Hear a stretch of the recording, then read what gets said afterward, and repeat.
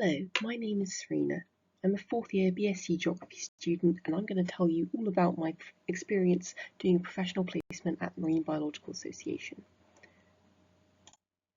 So, why did I choose to do a placement? There are three main reasons. Firstly, because I knew a degree would not be enough to get myself a good job in the future. The jobs market is very competitive and doing a placement would help me stand out as an applicant. Employers are also looking for a range of skills, ranging from analytical and creative thinking to resilience and self-awareness, all of which could best be developed and exhibited through a placement. Secondly, because I'm still figuring out what career to pursue, so I wanted the chance to test one out. And finally, I found second year to be really stressful and it took a toll on my mental health. I desperately needed a break from the never-ending treadmill of assignments and, as I'm sure many physical geographers would agree, from Hadley Labs. So to give a bit of background on how I chose placement, I'm really interested in the environment, sustainability and science communication. I applied for lots of placements related to these interests and like many others I was rejected many times.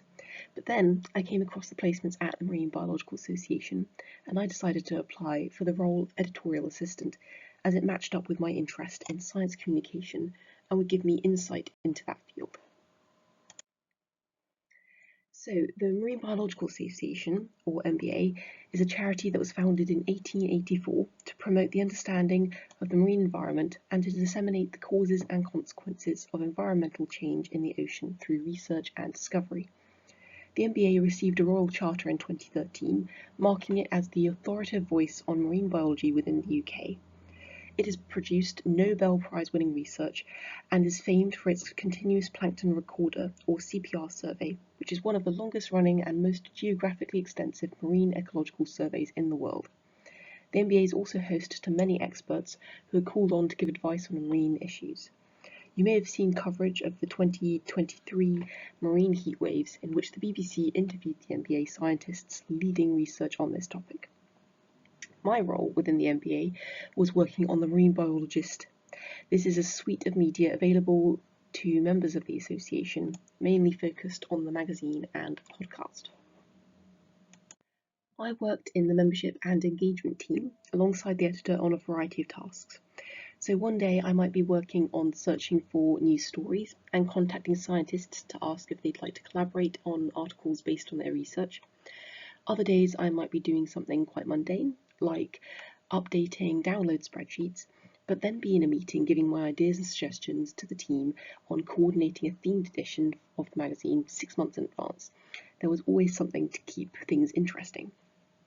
So essentially, my role contributed directly to the MBA's goal to disseminate research and improve public understanding of the oceans through helping produce exciting and engaging content. One of my favourite projects was having the opportunity to reach out to my personal tutor, Barend van Manen, about writing an article. The October issue of the magazine is going to be a special edition on blue carbon, and a range of experts were lined up to write articles on different ecosystems such as seagrass meadows and kelp forests, but no one had been found to write about mangroves, and the story of blue carbon would not be complete without it. I suggested Barend, who is an expert in mangroves, and I reached out to organise the creation of an article.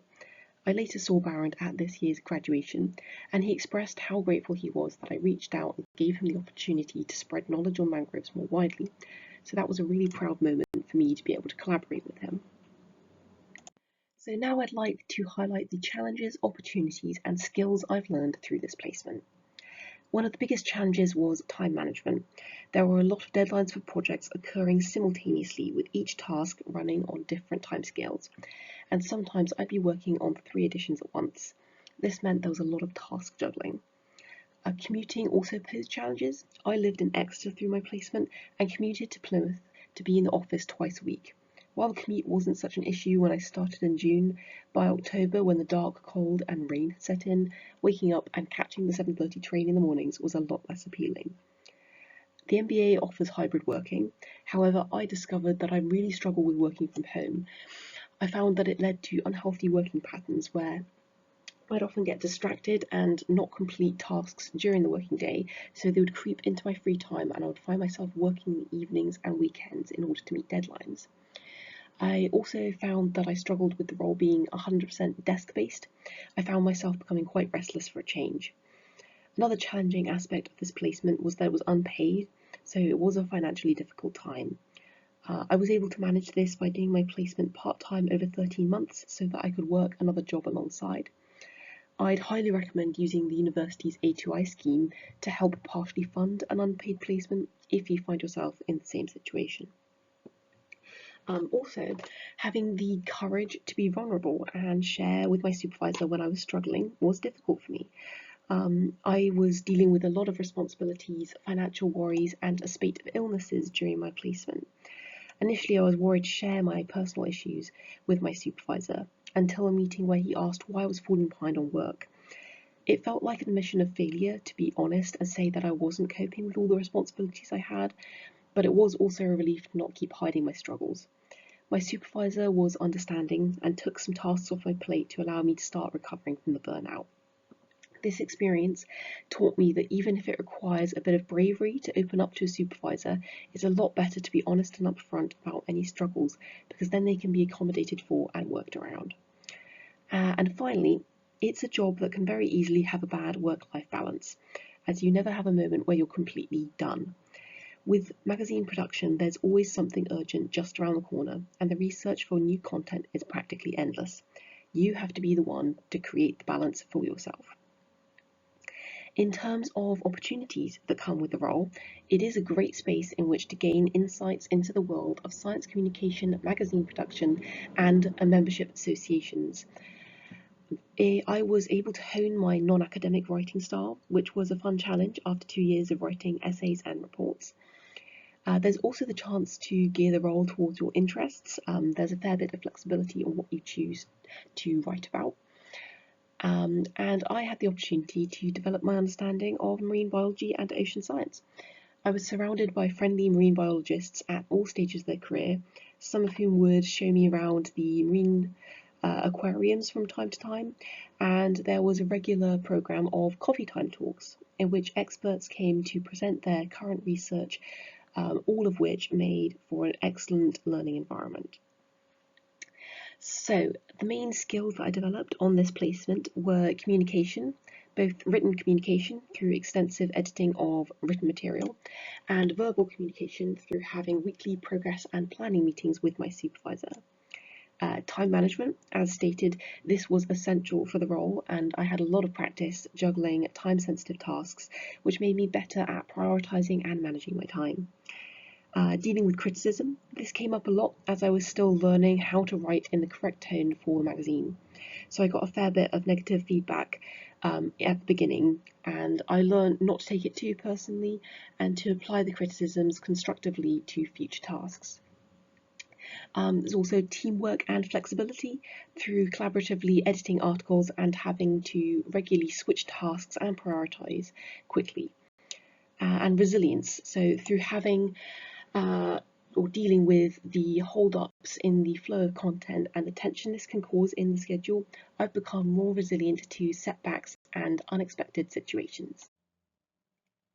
So, looking ahead, how has this placement influenced my future career plans?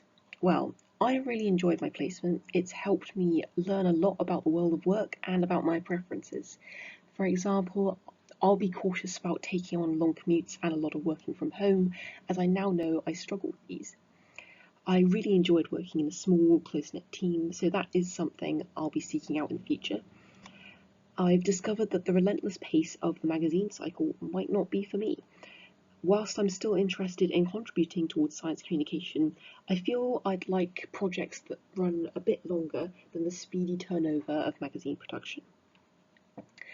I intend to use what I've learned to guide my future career steps. So far, I've experimented with a very different role working with the university's sustainability team on a summer internship. This avoided many of the aspects I disliked about my placement. For example, I've always worked in person and so fostered a better work-life balance, while keeping aspects I enjoyed, like having an environmental focus to my work. I found this role really suited me, and now being able to compare both jobs, I feel I'm well equipped to seek out the perfect career once I graduate. I hope you found this presentation informative, and thanks for listening.